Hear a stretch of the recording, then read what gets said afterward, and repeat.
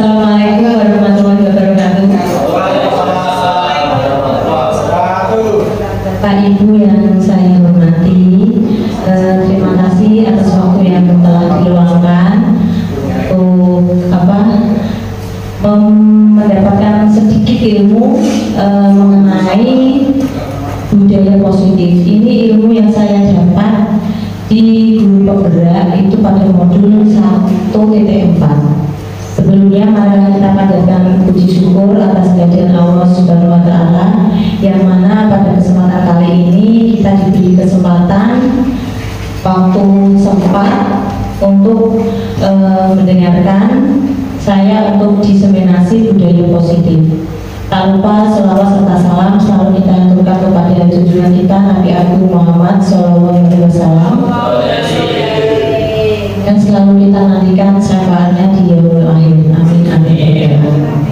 Bapak Ibu sekalian, untuk hari ini itu saya ada tugas itu masuk ke aksi nyata di modul 1.4 saya guru penggerak. Itu aksi nyatanya diseminasi budaya positif. Intinya adalah saya harus menyebarluaskan ilmu soal budaya positif yang saya dapatkan di guru penggerak. Kenapa begitu banyak modul yang saya peroleh kemarin dari 1.1 sampai 1.4 itu yang harus disebarkan ke teman-teman guru itu modul 1.4, karena untuk budaya positif ini itu sangat erat kaitannya dengan keadaan kita di sekolah bersama dengan murid-murid. Jadi nanti tolong sedikit didengarkan, nanti insya Allah akan dapat ilmu nanti untuk kita terapkan di murid kita seperti itu. Nanti hari ini kita akan membicarakan soal budaya positif. Ini saya akan menyampaikan apa yang saya pahami, karena kemarin itu materinya sangat amat banyak sekali. Jadi kadang bingung materi mana yang akan disampaikan. Next, Pak Mina. Nah, sebelum masuk ke dalam, kita akan tahu dulu apa itu budaya positif. Budaya positif itu adalah nilai-nilai, keyakinan-keyakinan, dan kebiasaan-kebiasaan di sekolah yang berpihak kepada murid agar murid dapat berkembang menjadi pribadi yang kritis, penuh hormat, dan bertanggung jawab. Jadi budaya positif itu adalah suatu nilai yang pastinya itu nilai kebajikan gitu, dan kebiasaan-kebiasaan di sekolah. Dan kebiasaan di sekolah itu tentunya kemarin kita juga sudah membahas kalau pembelajaran itu harus berpihak kepada murid. Jadi untuk budaya positif itu juga sama, berpihaknya kepada murid. Nah, kemarin itu banyak sekali untuk materinya. Ini saya sepertinya yang penting untuk saya sampaikan itu ada berapa ini 8. Nanti kita akan bahas satu persatu, mulai dari perubahan paradigma baru, terus ada disiplin positif, ada nilai-nilai kebajikan, kebutuhan dasar manusia, motivasi perilaku manusia, posisi kontrol guru, keyakinan kelas, dan segitiga restitusi. Mungkin dari 8 topik ini yang paling sering didengar mungkin yang keyakinan kelas. Nah, dulu saya awalnya membuat keyakinan kelas itu bisa dikatakan kesepakatan kelas. Itu saya istilahnya angger. Yang penting saya membuat seperti itu. Ternyata di situ ada ada tahap-tahapnya. Kenapa sampai bisa terwujud kesepakatan kelas atau keyakinan kelas seperti itu. Nah, sekarang kita akan mulai saja dari perubahan paradigma baru.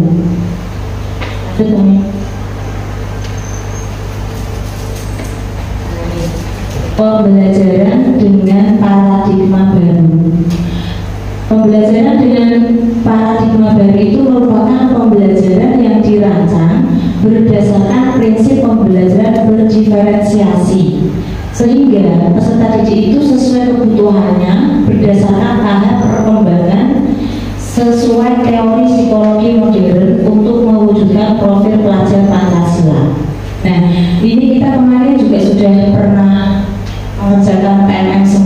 pasti tidak asing dengan kata-kata berdiferensiasi.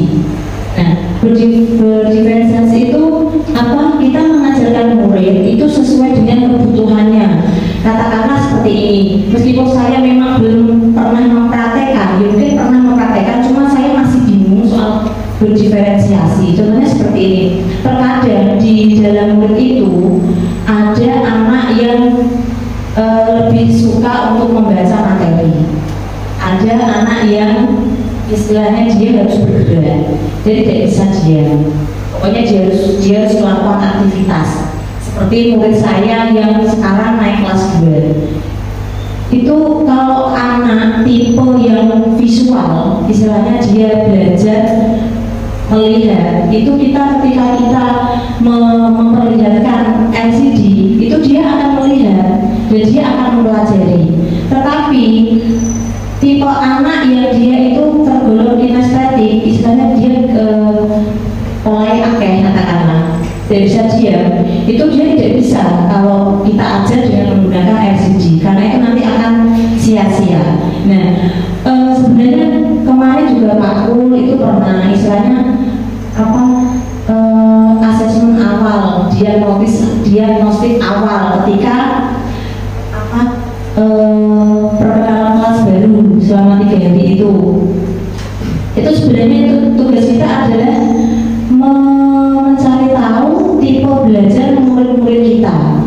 Oh, ternyata dari kebanyakan murid kita bisa mengklasifikasikan, oh ternyata muridku ini lebih suka visual, ternyata muridku ini lebih suka ke keterampilan-keterampilan. Jadi kita nanti ketika menerapkan pembelajaran harus disesuaikan dengan minat mereka. Kemarin untuk kelas yang sekarang naik kelas 2 itu saya belum melakukan diagnostik awal, istilahnya belum secara resmi dengan saya membuat kertas itu belum, tetapi saya pengamatan. Ternyata kalau bisa dibilang untuk kelas 2 itu dia lebih ke kinestetik, jadi dia lebih aktif.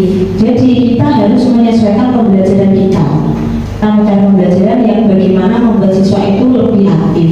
Mungkin berdiferensiasi seperti itu, itu sesuai dengan kebutuhan tahap perkembangan. Nah, jadi setiap anak seperti kemarin saya bilang, setiap anak itu perkembangan otaknya berbeda-beda.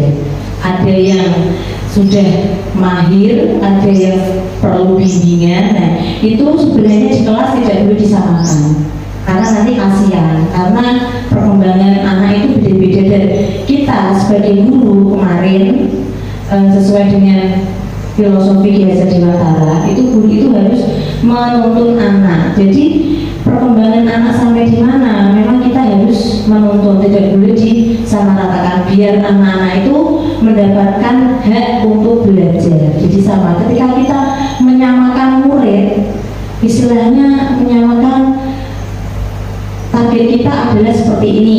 Kok kita menyamakan, nanti kasihan yang istilahnya yang belum mampu, dia merasa nanti tidak dapat hak untuk belajar. Makanya bagi guru memang kita tidak bisa langsung berubah, tapi kita sedikit-sedikit belajar untuk memenuhi kebutuhan anak tersebut. Mungkin untuk pembelajaran dengan paradigma baru mungkin seperti itu. Selanjutnya Pak Ina.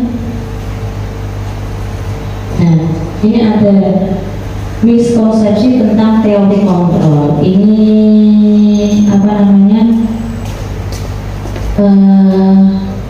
Ini saya bacakan saja. Yang pertama itu teori tentang ilusi bahwa guru itu mengontrol murid. Yang kedua, ilusi bahwa semua penguatan positif, efektif dan bermanfaat.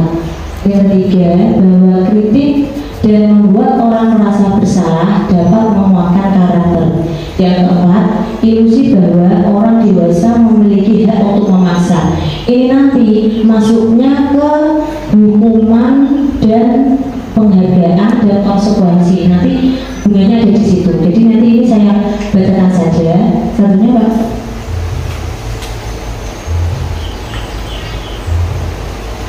Nah, ini ada paradigma stimulus respon. Jadi kita istilahnya berubah dari dulunya itu paradigmanya itu stimulus respon, kita akan beralih ke pendekatan teori kontrol. Jadi ini hubungannya itu sebenarnya soal budaya positif, istilahnya kebiasaan baik yang ada di sekolah kita untuk murid kita. Nah, yang dulu itu, yang pertama itu realitas atau kebutuhan kita itu sama. Itu dulu istilahnya pemikiran zaman dulu itu kebutuhan kita sama. Ya, istilahnya seperti pelajaran lah. Materinya ya udah sampai sini, semua bisa makan. Nah, sekarang untuk teori kontrol itu berbeda. Realitas atau kebutuhan kita itu berbeda-beda. Selanjutnya, semua orang yang ya, semua orang itu melihat yang sama.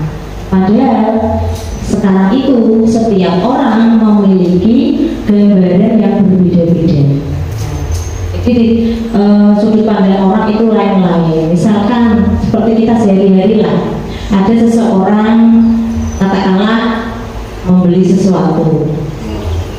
Sudut pandang saya dan sudut pandang orang lain itu pasti berbeda. Ada yang berarti dia memang butuh barang itu, tapi ada orang lain sisi pandang lain, pamer.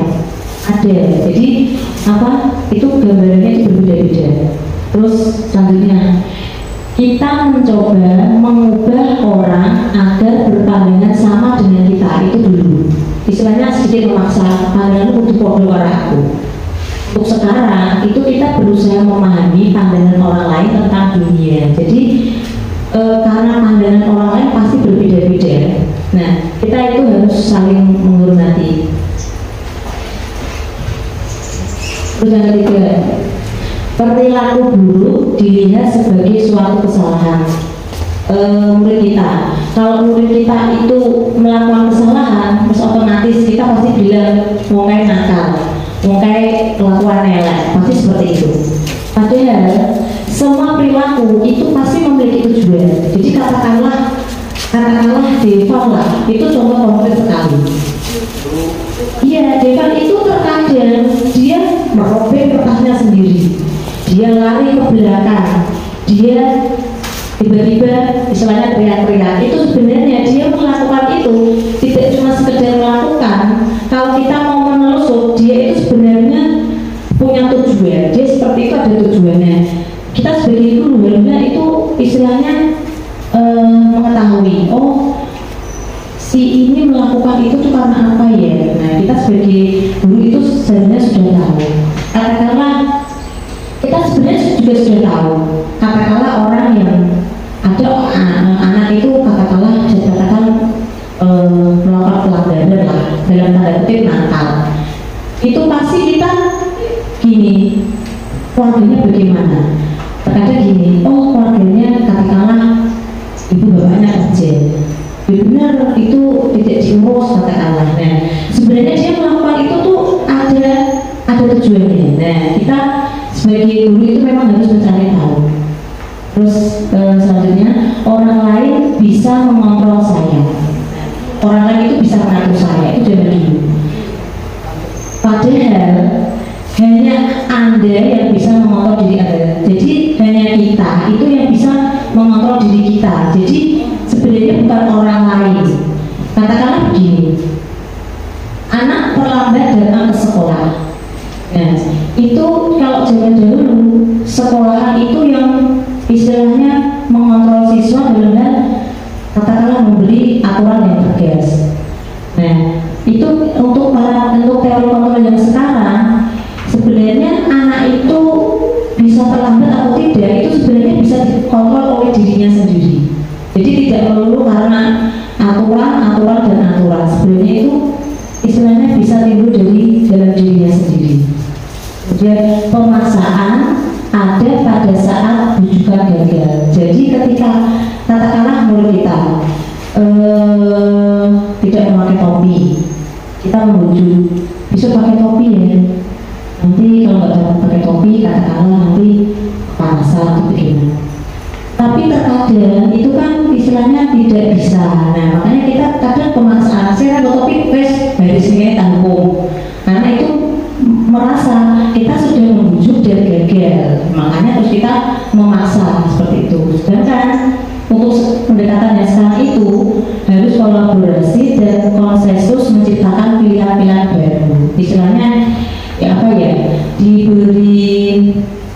pilihan lah, misalnya kalau nggak pakai topi nanti gimana, itu kan tidak langsung menghukum lah seperti itu. Terus yang terakhir, model berpikir menang atau kalah. Jadi kalau mereka sudah mengikuti saya, berarti saya yang menang. Itu teori dulu. Terus sekarang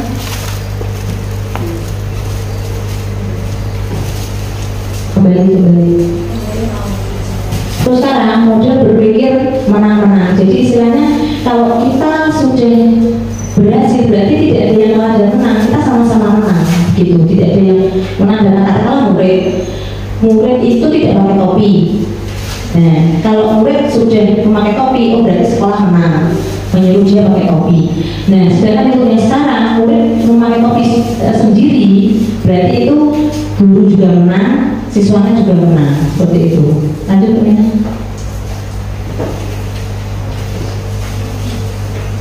Kita masuk ke disiplin positif.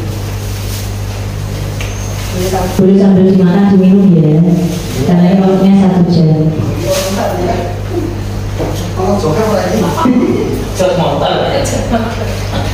Disiplin positif.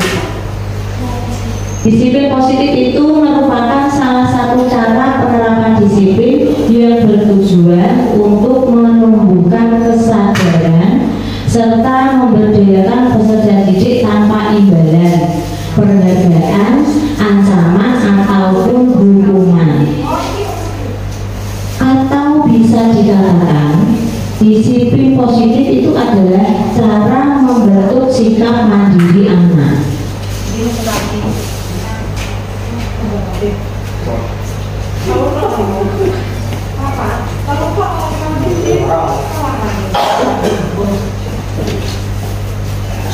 Jadi bisa dikatakan disiplin itu ada, disiplin positif itu cara membentuk sikap mandiri anak. Nah nanti arahnya itu, disiplin itu arahnya anak itu secara dengan sadar diri tanpa dipaksa nanti bisa mengikuti aturan-aturan yang ada di sekolah seperti itu, tanpa kita harus memberikan imbalan. Nanti mau kamu rajin, nanti kamu akan mendapatkan ini ya. Itu sebenarnya apa ya? Itu sebenarnya kurang baik. Tapi di SD itu kebanyakan masih seperti itu. Nanti kalau ranking nanti saya berikan ini ya, itu pasti. Tapi sebenarnya itu nanti tidak membentuk kedisiplinan anak atau karakter anak memang sebenarnya. Next. Tujuan disiplin positif itu adalah menciptakan murid yang memiliki disiplin diri sehingga mereka berperilaku mengacu pada nilai-nilai kebajikan universal dan memiliki motivasi intrinsik dalam perubahan perilaku ke arah yang lebih baik. Nah, tujuan disiplin positif itu seperti itu, mengacu pada nilai-nilai kebajikan universal. Nilai-nilai kebajikan universal nanti akan saya jelaskan. Nah, untuk memiliki motivasi intrinsik itu intinya begini. Jadi anak itu mau melakukan sesuatu bukan karena imbalan apa-apa. Nah, imbalan atau reward itu maksudnya ke motivasi ekstrinsik dari luar. Jadi nanti kalau saya bisa mengerjakan ini, saya akan mendapatkan itu. Jadi itu motivasi dari luar. Nah, sedangkan motivasi intrinsik itu tumbuh dari dalam diri. Memang sudah kesadaran dari diri. Nah, makanya ini disiplin positif itu diberikan kepada kami guru penggerak karena istilahnya itu pemerintah ingin mengubah cara pandang murid agar dia itu bisa menumbuhkan kesadaran dalam dirinya masing-masing. Selama ini kan anak itu hanya taat kepada aturan sekolah. Aturan sekolah nanti dapat hukuman, kalau tidak seperti itu nanti dapat hukuman, pasti mindsetnya seperti itu. Oh, kalau bertopi kamu tidak selalu bersiti katakanlah. Nah, itu makanya kita akan sebenarnya itu secara pelan-pelan itu merubah paradigma tersebut, meskipun itu tidak semudah membalikkan telapak tangan, tapi setidaknya kita bisa sedikit-sedikit untuk belajar. Lanjutnya Pak. Nilai-nilai kebajikan itu apa saja? Itu nilai kebajikan itu adalah nilai yang disepakati bersama terlepas terlepas dari suku bangsa, agama, bahasa maupun latar belakangnya. Jadi nilai itu sudah disepakati bersama bahwa agamanya apa, itu pakai bahasa apa, atau latar belakangnya apa, sukunya apa, itu kalau sudah disepakati, itu sudah disepakati bersama. Lanjutnya. Terima kasih.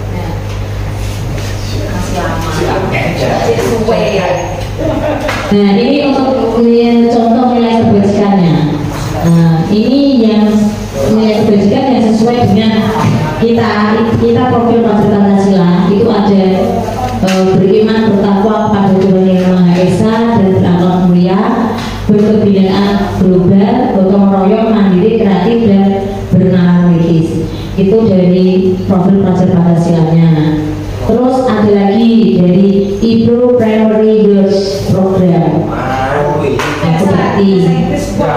berarti pokoknya itu yang membuat. Nah, nilai kebajikan itu ada ini, ada rasa toleransi, ada rasa hormat, integritas, mandiri, menghargai, antusias, empati, keingintahuan, kreativitas, kerjasama, percaya diri dan komitmen. Ini banyak sekali.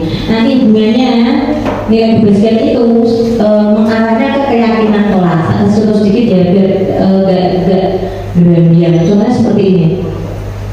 Nah, di situ ada selalu, itu kan kesepakatan kelas saya kan ada selalu menjaga kebersihan, disiplin dan tepat waktu, saling tolong menolong, berbicara dengan sopan, mendengarkan jika berbicara. Nah, misalkan saya ambil kesepakatan kelas yang berbicara dengan sopan, itu nanti tuh bisa masuk ke salah satu dari nilai kebajikan. Katakanlah misalkan menghargai, misalkan mendengarkan jika guru berbicara, itu nanti bisa masuk ke menghargai. Misalkan berarti rasa hormat bisa. Misalkan ada yang di luar, misalkan apa, memakai helm, berarti itu nilainya nanti keselamatan, seperti itu. Dan yang lain dari keterampilan hidup atau life skill, itu dapat dipercaya, lurus hati, mendengar yang aktif, tidak merendahkan orang lain dan memberikan yang terbaik dari diri.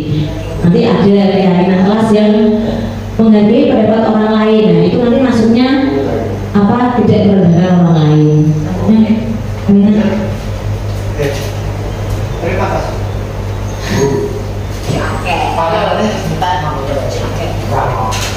Kebutuhan dasar manusia. Maksudnya aku yang mendekati mobil.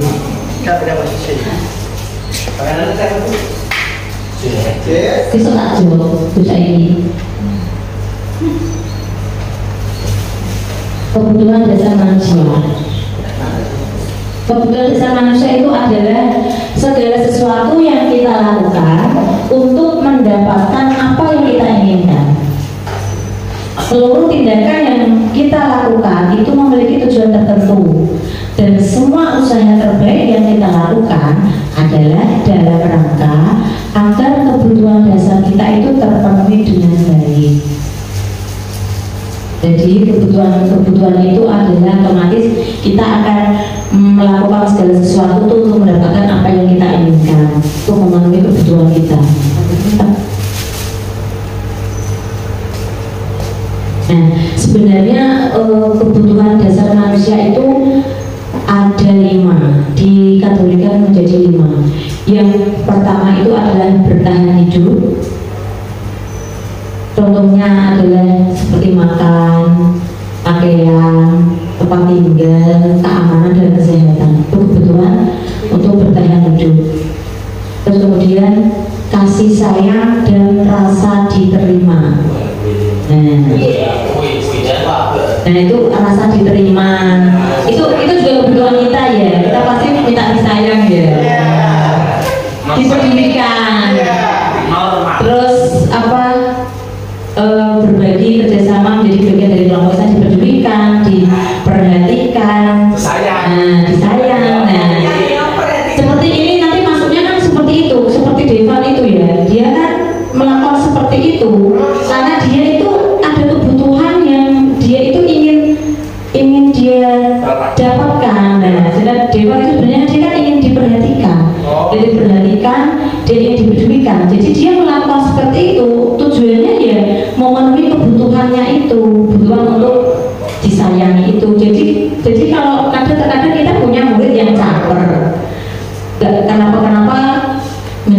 perhatian. Nah, sebenarnya dia melakukan itu karena pengen diperhatikan, pengen disayang, seperti itu. Makanya ketika Bu Juweria sudah menyayang Devan, dia normal kembali karena kebutuhannya sudah tercapai. Seperti itu. Lanjutnya itu penguasaan. Jadi kebutuhan itu ada penguasaan juga, harga diri,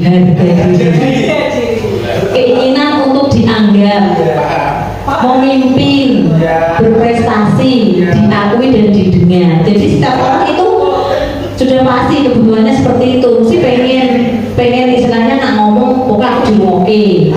Nah ada. Terus harga diri. Nah iya harga diri. Nah seperti itu. Terus kemudian kebebasan. Nah, kemandiri, memiliki pilihan, mencoba hal baru, atau mampu mengendalikan diri. Kebebasannya. Katakanlah ini contoh di kelas. Misalkan di kelas itu ada anak ketika kita disuruh maju. Katakanlah murid PNS siapa? Oh, Rafa. Nah, katakan Rafa disuruh maju. Dia istilahnya dia nggak mau lah, maksudnya cuma diem. Ditanya nggak bisa, nggak mau lah, gitu kan. Nah, sebenarnya dia tuh terkadang itu dia merasa dia tuh pengen bebas dalam hal yang tadi bebas sambil sinau. Kebutuhannya dia seperti itu, kebebasan, dia pengen kebebasan.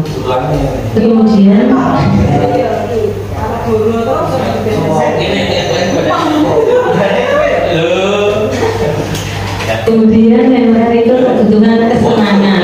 Nah, kesenangan itu bermain, humor, antusiasme dan tertawa. Ini biasanya kesenangan ya, maksudnya kesenangannya ke kelas 1 karena dia kan dunianya masih bermain. Jadi ketika anak di kelas 1 masih sering sana kemari, nah itu sebenarnya dia itu masih istilahnya membutuhkan kesenangan atau bermain seperti itu. Jadi apa yang dilakukan murid kita itu sebenarnya mempunyai tujuan, ketujuan untuk memenuhi kebutuhan dirinya.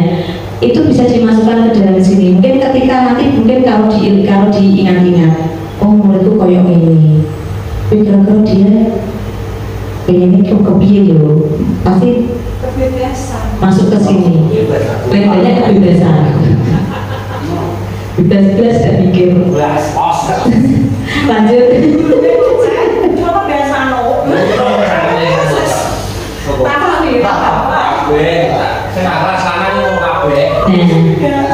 Ini lagi motivasi perilaku manusia.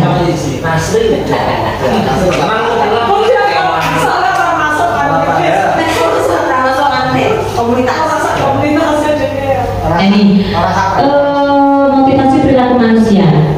Orang itu istilahnya termotivasi mau melakukan sesuatu. Itu ada dua motivasi seperti yang saya sebutkan tadi.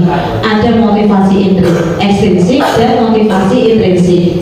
Yang motivasi intrinsik seperti tadi, untuk menghindari ketidaknyamanan atau hukuman dan untuk mendapat imbalan atau penghargaan dari orang lain, seperti yang saya sampaikan tadi. Misalkan anak mengerjakan PR di rumah, aku tak mengerjakan PR, mau aku orang mengerjakan yang sekolah aku dihukum kalau bulatif. Nah, jadi dia mengerjakan tugas berarti karena apa? Karena menghindari hukuman. Nah, terus lagi, aku tak mengerjakan ini, nanti kan aku dapat hadiah dari Bu Siti, katakanlah. Kata Bu Siti kan nanti aku nilaiku 10, nanti aku dapat permen. Nah, dia melakukan itu karena ada penghargaan dari orang lain. Itu dari sisi siswa ya.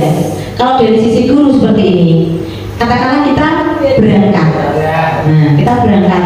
Ya sudah lah, ada yang seperti ini. Ya lah, aku mangkat seperti aku berangkat sebelum muridku itu istilahnya sebelum masuk lah, karena kasihan lah muridku kalau muridku harus tunggu lama. Nah itu kan tidak ada imbalan apa-apa. Terus ada juga yang masuk yang seperti ini, aku makan gaji, mau nak menawa aku melihat kepala sekolah, ya itu berarti motivasi ekstrinsik.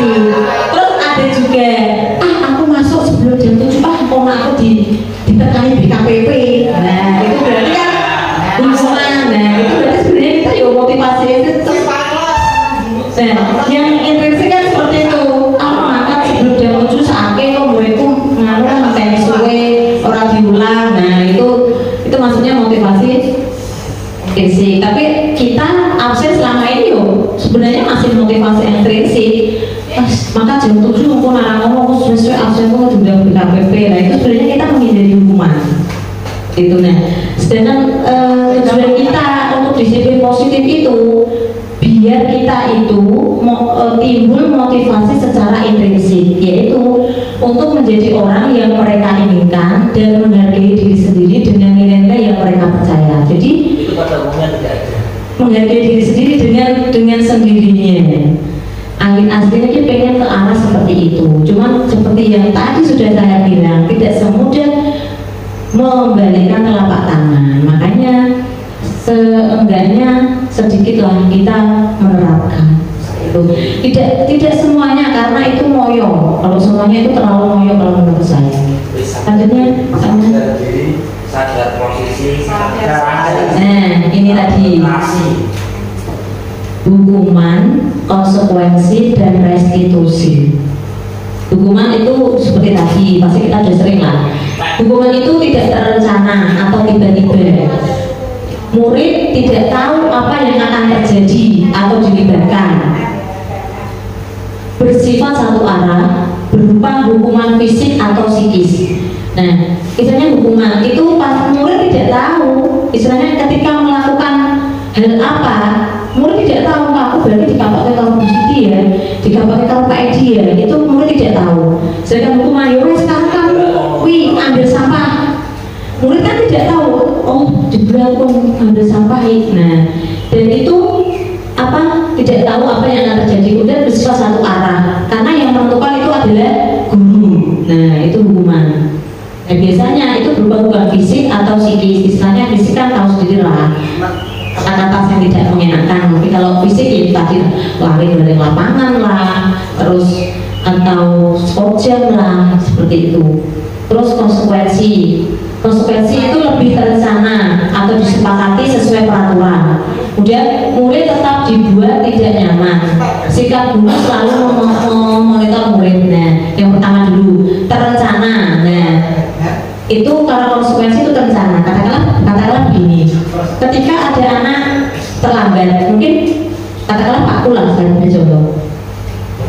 Nanti kalau di kelas ini ada yang terlambat, nanti itu ya katakanlah jangan dijodoh.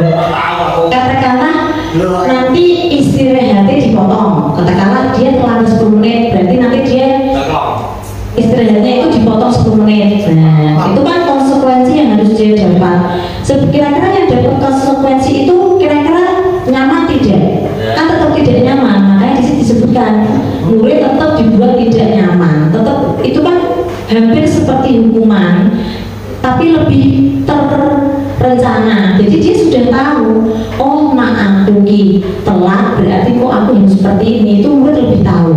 Nah kemudian jika guru selalu memonitor murid, jadi guru otomatis oh muridku telat, berarti kamu tahu kan konsekuensinya. Nah seperti itu konsekuensinya kan, itu konsekuensi. Kemudian restitusi. Nah ini sebenarnya yang diharap-harapkan oleh Mas Menteri kita itu tuh lebih ke bukan prostitusi, restitusi.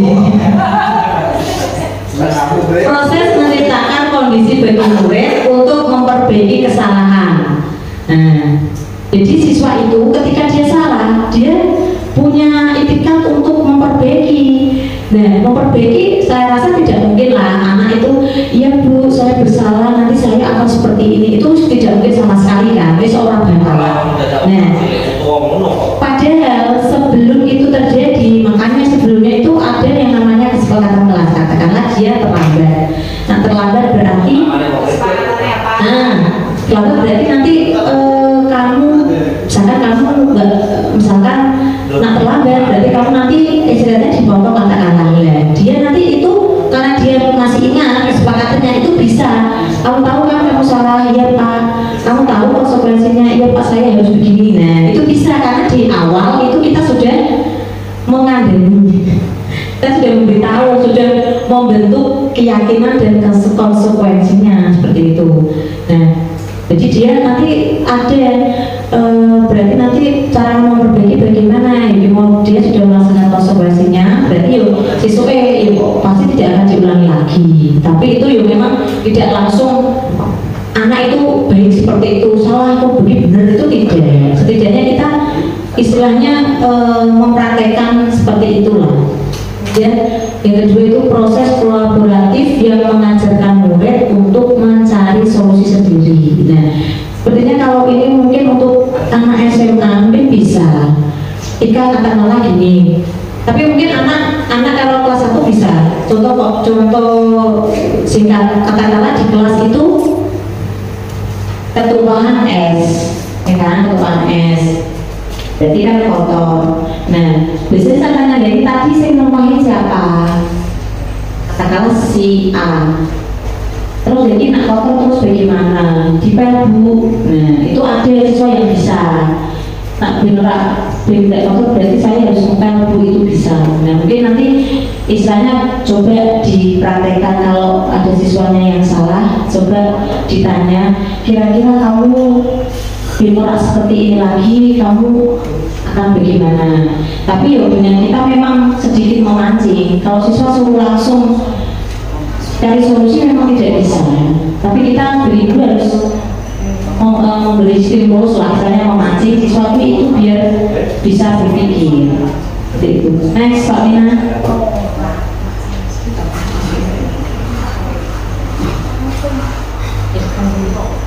Kembali kakek. Coba setelah kita tadi sudah membicarakan hukuman atau hukuman, konsekuensi, restitusi, coba kita sama-sama dijawab ya. Kita kira-kira sudah memahami belum mana yang hukuman dan mana yang konsekuensi. Coba yang pertama, lari mengelilingi lapangan 2 kali karena terlambat hadir di sekolah. Itu masuk hukuman atau konsekuensi? Hukuman atau konsekuensi? Nah, betul, itu masuk hukuman karena itu pasti satu pihak, gurunya yang nyuruh. Terus yang kedua, membersihkan coretan yang dibuatnya di meja tulis. Konsekuensi. Nah, betul, berarti sudah paham. Itu konsekuensinya. Next. Nah, terus ini menggantikan kertas tugas teman yang telah dicoret-coret.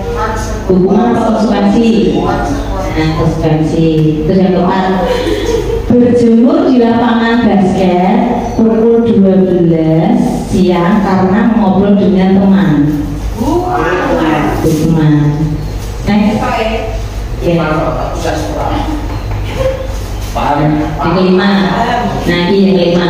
Kehilangan 10 menit jam istirahat untuk mengerjakan tugas karena terlambat datang dan tertinggal pelajaran selama 10 menit. Nah, konsekuensi. Jadi berarti wis nyantel ya di situ. Terus nyantel. Yang keenam, lari mengelilingi lapangan 2 kali karena terlambat 10 menit untuk pelajaran PJOK. Hukuman atau konsekuensi? Hukuman atau konsekuensi? Apa tadi? Lari mengelilingi lapangan 2 kali karena terlambat 10 menit untuk pelajaran PJOK. Siapa sih hukuman? Ngaco. Konsekuensi siapa ngaco?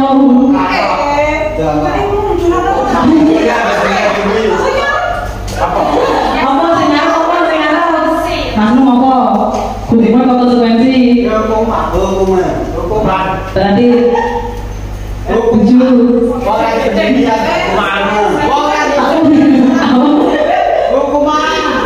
yang ini adalah konsekuensi. Ada yang tanya dulu, tadi kan yo lari kan hukuman, kenapa ini lari itu? Karena pelajarannya PJOK, ya memang pelajarannya seperti itu. Tadi di lapangan payung. Kalau tadi kan bukan pelajaran PJOK, karena saya tidak menggunakan PJOK. Selanjutnya, sekarang konsekuensinya kok lari dari kenyataan.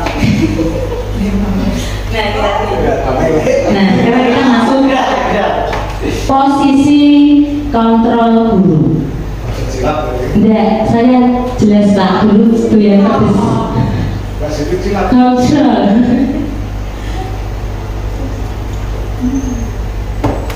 Yang pertama itu guru itu sebagai penghukum, ada yang guru sebagai pembuat merasa bersalah, kemudian guru sebagai teman,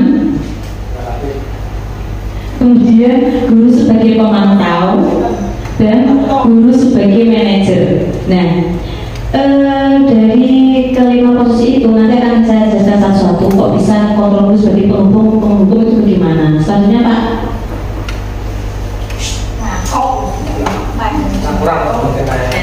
Nih penjelasannya. Sebagai penghukum itu maksudnya seorang penghukum itu menggunakan hukuman fisik atau verbal untuk mengendalikan perilaku seperti tadi.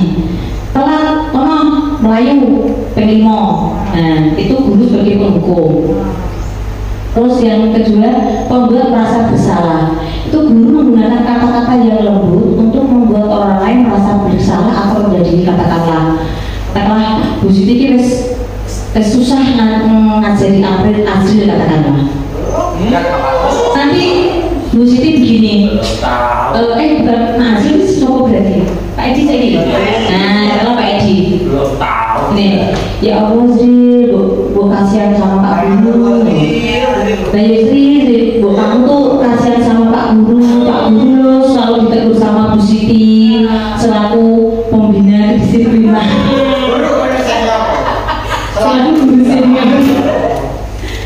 Kamu gak kasihan sama Pak Edi tuh selalu ditegur kepala sekolah gara-gara kamu tuh selalu terlambat. Nah, itu Azril kan merasa berarti karena masalah kuliah Pak Edi disengajai sama sekolah.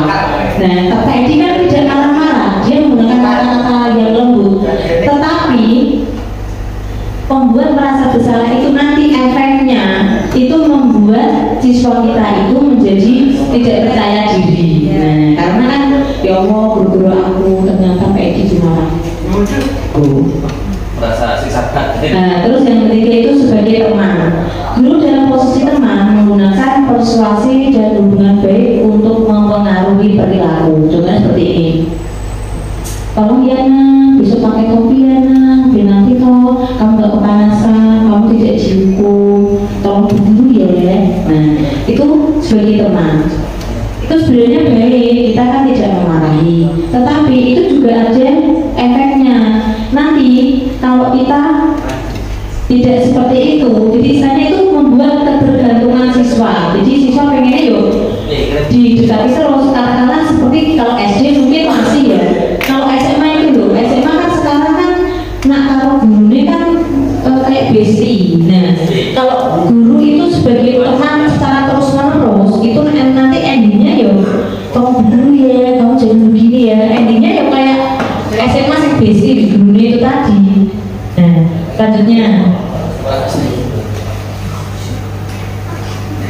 ngomong dapat telepon itu berarti sinyalnya. Kartunya itu kan harus lem, harus lem ya. Bukan sinyalnya. Daya tahannya kalau naik baru signifikan loh. Kemudian sebagai pemantau. Nah, sebagai pemantau itu seorang pemantau adalah orang yang menjaga ketertiban dengan memperlakukan hukuman atau akibat. Jadi istilahnya pemantau begini, oh mungkin ini kesalahan.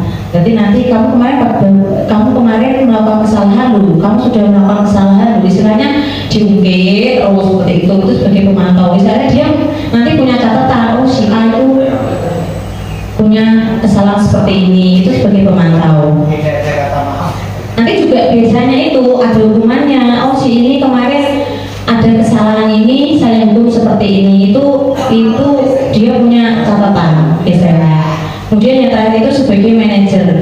Guru yang memposisikan diri sebagai manajer itu cenderung bersikap kolaboratif dengan siswa untuk menemukan solusi atas masalah perilaku. Nah, yang diharapkan dari 5 posisi kontrol tadi itu adalah guru sebaiknya itu sebagai manajer. Jadi guru itu memposisikan diri sebagai manajer, bersikap kolaboratif dengan siswa.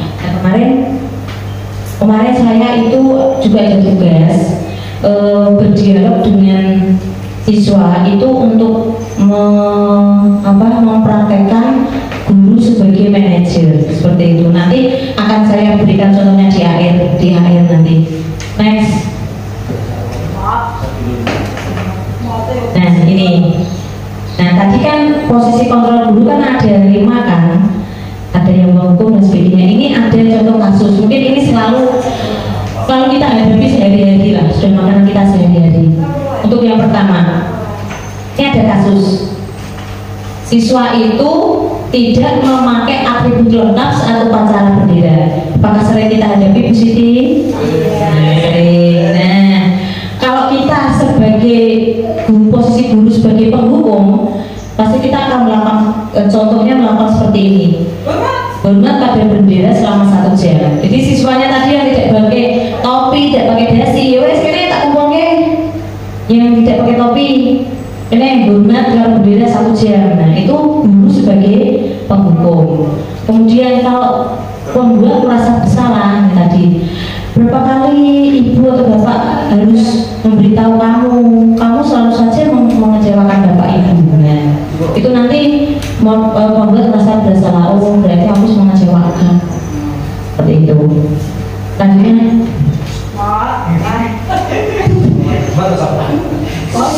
Ada kasus lagi. Siswa tidak, lupa gimana? Oh iya benar, kasusnya sama. Jadi kalau kita sebagai penghukum bagaimana, sebagai merasa bersalah bagaimana, nah ini sebagai teman. Nah sebagai teman gini, ayo dong ikuti aturan sekolah, tolong bantu ibu ya. Kali ini aja. Ini sudah tidak apa-apa, lain kali jangan berbuat seperti ini lagi ya. Nah itu kalau seperti itu terus, akhirnya kan kita sedikitnya diremehkan ya. Ini apa-apa berlebih, nah kalau sebagai pemantau nih, nah ini tadi kamu sudah melanggar peraturan sekolah, kamu tahu konsekuensinya. Setelah upacara kamu beri atributnya ke koperasi dan jangan diulang lagi. Nah kalau pemantau itu sudah tahu konsekuensinya, seperti tadi kesepakatan kelas itu tadi. Selanjutnya, nah ini yang kalau sebagai manajer yang diinginkan oleh Mas Nadiem Makarim juga sih, misalnya tujuan pendidikan nasional itu begini, apakah kamu tahu kesalahanmu, kira-kira bagaimana kamu memperbaiki kesalahanmu, itu memang sebenarnya sangat sulit dilakukan. Istilahnya siswa itu disuruh koreksi diri sendiri, tapi kalau memang langsung diri sendiri memang tidak bisa Pak Edi. Memang kita harus sama guru memang agak memancing lah. Nah begini bagaimana? Jadi kita itu harus istilahnya memberi pilihannya itu yang bisa memperbaiki kesalahan mereka. Itu ini adalah contoh satu kasus, tapi dipakai di 5 posisi kontrol guru. Nah, seperti tadi penghukum apa mau sembilan. Nah, kalau yang ini posisi kontrol, apakah saya kecewa sekali dengan kamu tadi sebagai apa? Penghukum atau merasa bersalah atau teman? Nah, betul Mbak Latif. Saya kecewa sekali dengan kamu itu penghukum merasa bersalah. Siswa menjadi merasa bersalah. Bu, Mbak Latif terjadi. Nyaut, cering.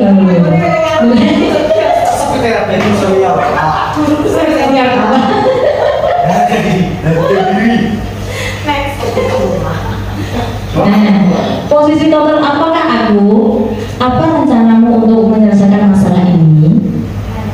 Nah, betul lagi Mbak Latif. Sebagai manajer. Nah, jadi orang itu tadi siswanya diberi kesempatan untuk menyelesaikan masalahnya sendiri. Kalau siswa tersebut tidak bisa menyelesaikan masalah sendiri, sendiri kita sebagai guru istilahnya memancing siswa supaya bisa menyelesaikan masalahnya. Itulah sebenarnya yang diimpikan oleh Ki Hajar Dewantara sebenarnya. Cuma padahal Ki Hajar Dewantara itu kan sudah zaman dahulu ya. Sebenarnya tuh itu sudah diimpikan dari zaman dulu. Tapi ya entah kenapa ya masih di terkadang masih kurang. Nah, sedangkan yang diimpikan itu tadi posisi kontrol guru itu sebagai manajer. Next. Nah ini, ayolah lakukan demi bapak ibu ya. Nggak betul banget ini.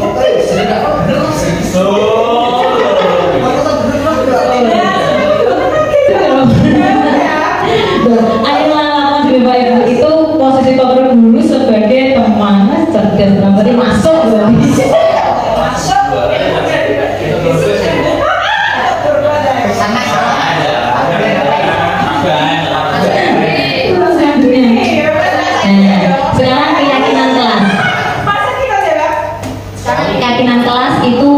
Yang nantinya Pak Kasami kemarin berkeinginan kalau bisa di setiap kelas itu ada keyakinan kelasnya. Keyakinan kelas dan kesepakatan kelas itu sama. Yang beda adalah mengapa keyakinan kelas, mengapa bukan peraturan. Nah, itu di situ juga punya saya itu dulu itu ada yang namanya peraturan ruang kelas sebelum saya mengenal kesepakatan kelas. Itu saya sudah zaman lama sebelum saya mengenal kesepakatan kelas. Jadi ketika saya sudah mengenal kesepakatan kelas, makanya saya membuat lagi namanya kesepakatan kelas. Mengapa kok harus keyakinan kelas, bukan peraturan saja?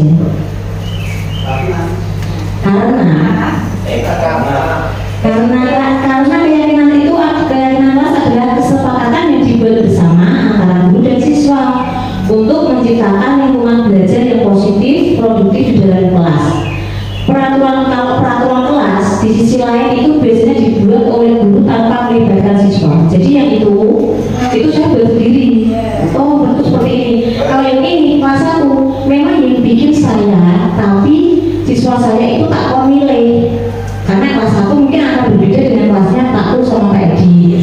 Kamu pengen kelasnya itu bagaimana? Itu bisa.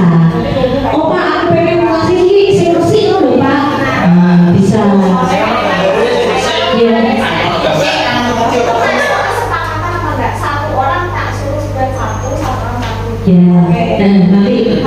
Ya. Nanti masuk. Nanti ada namanya itu mungkin masuk ke pertanyaan Mbak Latif. Pentingnya menciptakan keyakinan di dalam kelas itu tidak hanya mempengaruhi hasil akademik siswa saja, tetapi juga membentuk karakter mereka sebagai individu yang berintegritas, berani dan berempati. Ini mempersiapkan mereka untuk menghadapi berbagai tantangan dalam kehidupan dan masyarakat dengan sikap positif dan optimisme. Jadi dia keyakinan kelas itu kan dibuat-buat sendiri, disepakati sendiri, yuk dijalankan sendiri. Tidak ada paksaan dari siapapun. Wow, berarti semua ini.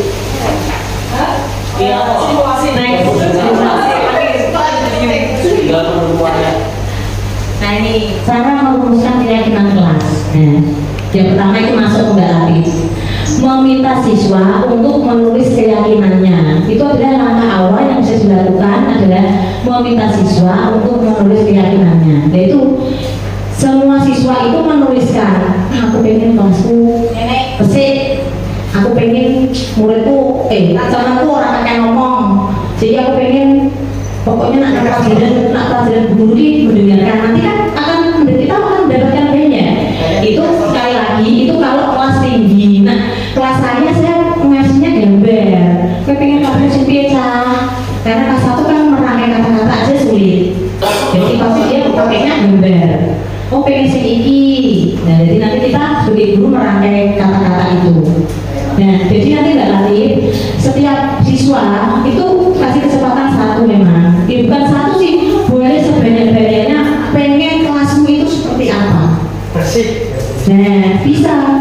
Aku pengen kelasku bersih. Aku pengen kelasku orang berisik.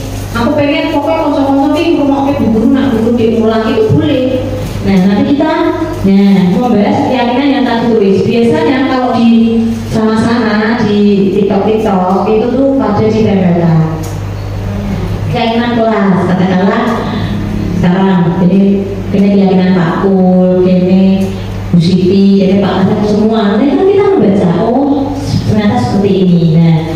bahas, pasti ada yang sama, pasti itu. Nah sama, kalau yang sama banyak, nanti kita tulis. Nah nih, Nah, kira-kira memilih, kira-kira nak membuat keyakinan kantor ya bisa.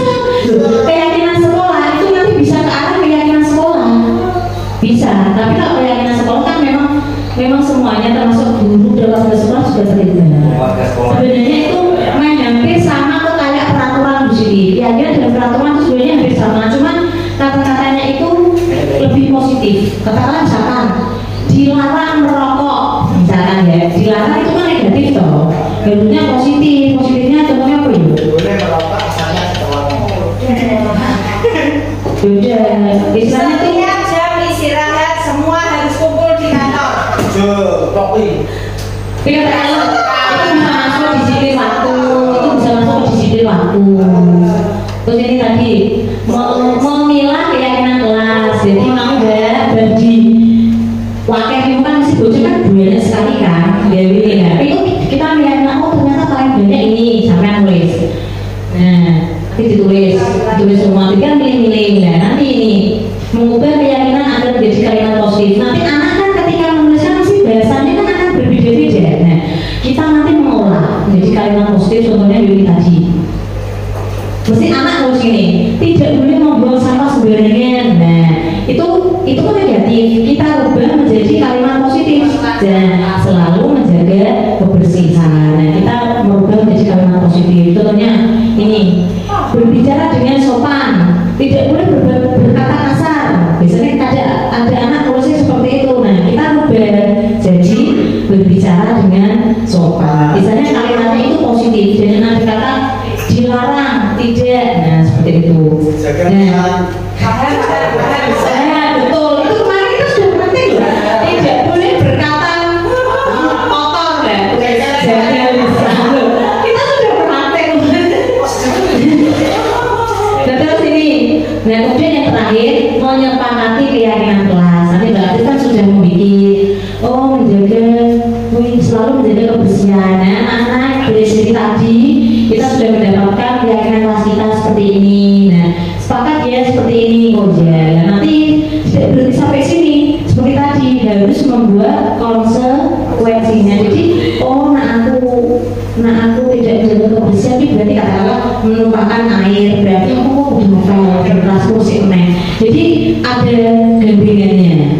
Misalkan aku tidak mendengarkan guru berbicara, nanti aku harus bagaimana ya. Jadi nanti ketika anak melakukan pelanggaran itu, dia ingat oh yaudah, jadi berarti karena aku tidak mendengarkan, aku nanti seperti ini. Nah, karena itu sudah keyakinan yang sudah disepakati. Nah, next. Nah, sekarang segitiga restitusi. Nah, ini sudah hampir di ujung acara. Proses menciptakan kondisi bagi murid untuk memperbaiki kesalahannya sehingga karakter mereka lebih kuat ketika kembali pada kelompoknya. Restitusi memberikan kesempatan pada murid untuk disiplin positif, memulihkan diri dari kesalahan sehingga memiliki tujuan yang jelas. Seperti tadi, manajer itu arahnya juga ke ini tadi, segitiga restitusi, yaitu segitiga kan 3 sisinya. Ini pertama itu menstabilkan identitas, validasi tindakan yang salah, sama menanyakan keyakinan. Ini pasti masih belajar. Ini tak kasih contoh yang konkret. Nice Pak. Nah, menstabilkan identitas itu contohnya itu ada kata-kata seperti ini. Berbuat salah itu wajar. Terus tidak ada manusia yang sempurna. Bapak juga dulu pernah melakukan itu. Kamu berhak merasa seperti itu. Nah, terus ini yang validasi tindakan yang salah. Kamu pasti punya alasan mengapa kamu melakukan hal itu. Nah, jadi kita tuh memang kudu menanyakan siswa seperti ini. Padahal kamu bisa melakukannya yang lebih buruk daripada ini ya. Katakanlah bocah figur jorke koncone.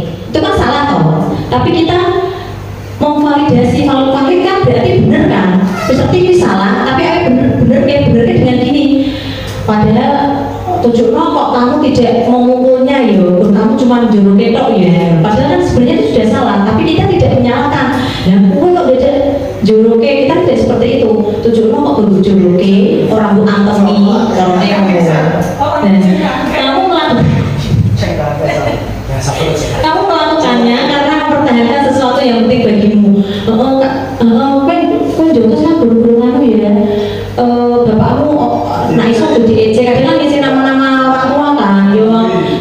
berarti saya karo bapakmu karena istilahnya gak pengen bapakmu ini dinyek, terus ngono. Nah jadi kita seperti itu validasi tindakan yang salah. Next.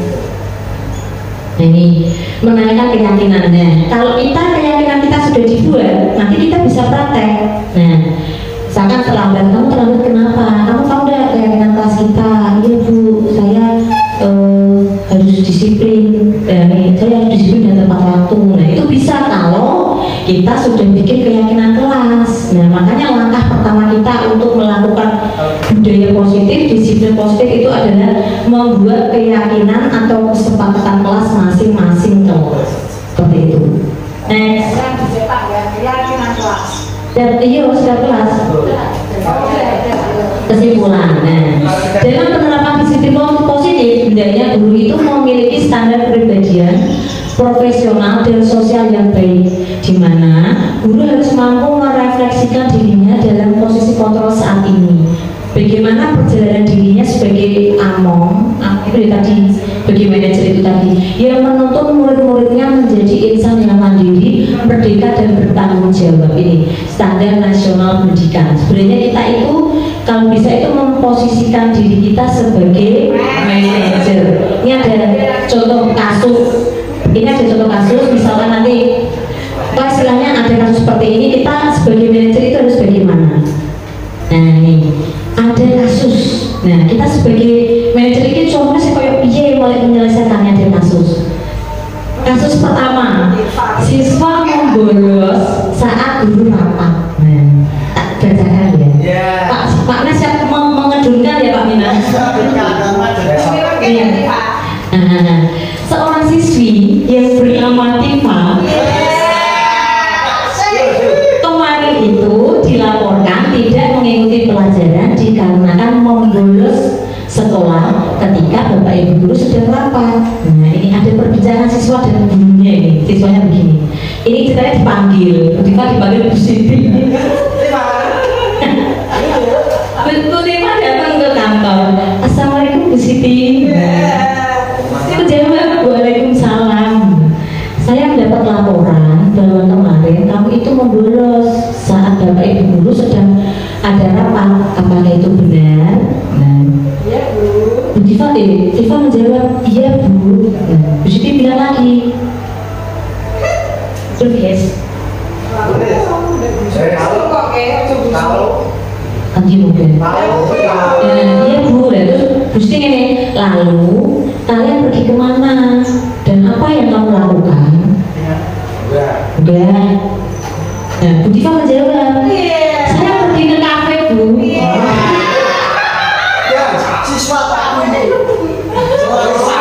Loh, siswanya bilang, Bu Siti tanya, kamu apa yang kamu lakukan?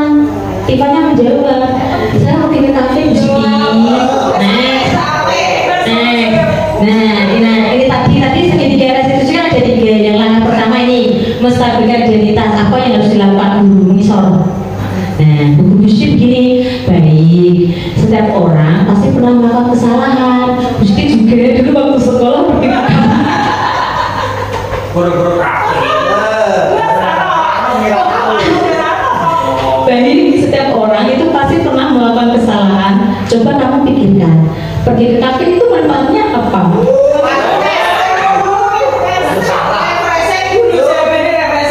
Tidak tahu.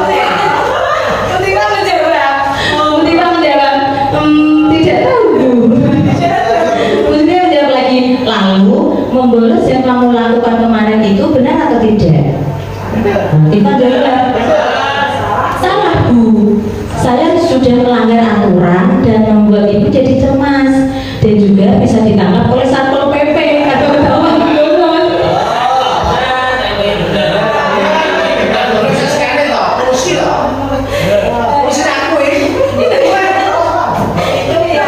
Identitas. Kemudian validasi tindakan yang Contoh ya realistis ya.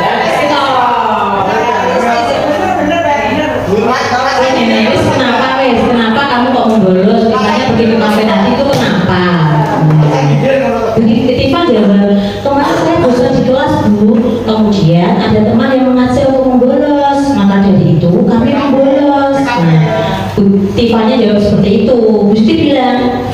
Sekarang kamu sudah sadar belum? Apakah masih akan membolos lagi? Gimana jawaban Dimo? Sudah Bu, kami minta maaf, kami tidak akan membolos lagi. Maksudnya, nah ini yang menanyakan keyakinan. Untuk kedepannya, bila Bapak Ibu sudah merapat, apa yang akan kamu lakukan?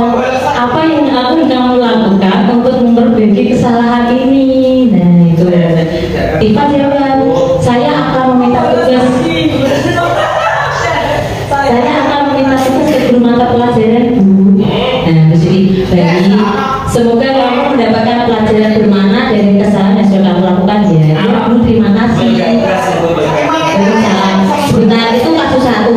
Memang begini, tidak semua kasus itu bisa diselesaikan dengan segitiga restitusi. Ada kasus yang perlu tindak lanjut yang lebih lagi. Contohnya yang mungkin yang sudah ranahnya karena katakanlah SMA, SMP kan istilahnya kan sudah untuk berdiri kan. Itu kalau segitiga restitusi saja itu tidak bisa. Memang harus ada tindakan yang lebih lanjut. Ini kan dari lingkup yang kesalahan yang sederhana. Segitiga restitusi itu kesalahannya itu tidak istilahnya tidak fatal, yang sederhana yang sehari-hari kita hadapi, tidak maksudnya yang tidak berbahaya gitu loh. Seperti anak terlambat itu kan sampai nggak sampai apa ya membahayakan gitu kan, ya seperti itu. Siswa bernama Siti itu ketahuan melakukan kecurangan tidak mencontek. Mencontek saat tes semester. Nah, coba. Benar kan? Berarti benar. Nah, siswanya ini diundang. Berarti Bu Siti diundang Pak gurunya Pak Kasari. Berarti orang Bu ya, berarti Pak ya. Assalamualaikum Pak. Waalaikumsalam. Apakah kamu tahu mengapa saya panggil ke sini? Masa belum garing. Bu Siti, Siti, kemarin waktu ujian semester kami mencontek Pak. Gurunya bilang, coba kamu ceritakan kronologi kejadiannya. Ngantuk. Iya Bu, ya Pak. Jadi waktu itu saya membawa catatan kecil ke dalam ruangan dan diketahui oleh pengawas ruang Pak. Nah, sekarang menstabilkan identitas. Nah, oh begitu. Saya yakin tidak ada siswa yang sempurna. Kamu sudah baik, mau mengakui kesalahan yang sudah kamu lakukan. Ya Pak, saya minta maaf. Pak Desi tidak ada yang salah. Kenapa kamu sampai mencontek? Jadinya karena pelajarannya begitu sulit. Jadi saya memutuskan untuk membawa catatan kecil. Kami minta maaf Pak. Nah, tindakan itu benar atau salah? Salah Pak. Saya tidak jujur dalam mengerjakan penilaian akhir semester. Nah, ini menanyakan keyakinan. Untuk kedepannya, apa yang akan kamu lakukan saat ujian berlangsung? Nah, siswanya, saya akan belajar lebih tekun Pak dan bertanya kepada guru maba apabila saya belum paham tentang materi pelajaran.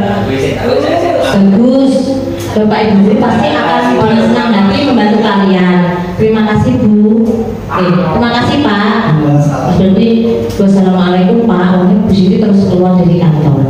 Nah, itu tadi ini sudah selesai. Ini adalah contoh penerapan yang segitiga restitusi seperti itu. Kalau teman-teman bisa melihat, itu kira-kira pendapat kalian seperti apa, Pak Edi? Pendapat Pak Edi mengenai itu tadi, pengaplikasian penggunaan segitiga restitusi itu menurut Pak Edi bagaimana untuk menyelesaikan masalah? Kita ngomongnya sing kenyataan. Ya, menurut saya untuk dalam penyelesaian dalam segitiga restitusi tadi itu sangat bagus karena ada tidak lagi menunjukkan hukuman kepada siswa, tapi menunjukkan bagaimana kamu salahnya, bagaimana kamu harus introspeksi diri, kemudian bagaimana tindak lanjut yang harus kamu lakukan ke depannya. Singkat cerita menurut saya seperti itu saja. Terima kasih. Oke Pak Edi, terima kasih. Nah, teman-teman untuk tanggapannya mungkin satu saja ya, karena waktunya sudah muncul. Nah, mungkin untuk tindak lanjutnya begini teman-teman, seperti Pak Kastami kemarin juga menginginkan kalau bisa setiap kelas itu punya keyakinan kelas masing-masing. Nah, nanti begini, setiap kelas itu tolong coba dibikin kesepakatan kelas, nanti bisa diprintkan sama-sama. Nanti bisa tak pesenkan ke Mas Bayu sama-sama. Jadi setiap kelas nanti ada kesepakatan kelas 1, kelas 2, kelas 3, kelas 4, kelas 5, dan kelas 6. Biar nanti sebentar lagi kita juga ada kunjungan dari akreditasi. Nah, akreditasi sekarang itu mengarahnya juga ke kurikulum merdeka. Jadi Pak Kul pasti kemarin melihatnya kok berpusat pada murid, terus karena memang kurikulumnya sekarang kan merdeka. Nah, merdeka itu kan berpusat pada murid, makanya untuk akreditasinya pun juga berpusat kepada murid. Makanya ini kita nanti disepakati untuk membuat kesepakatan kelas. Nanti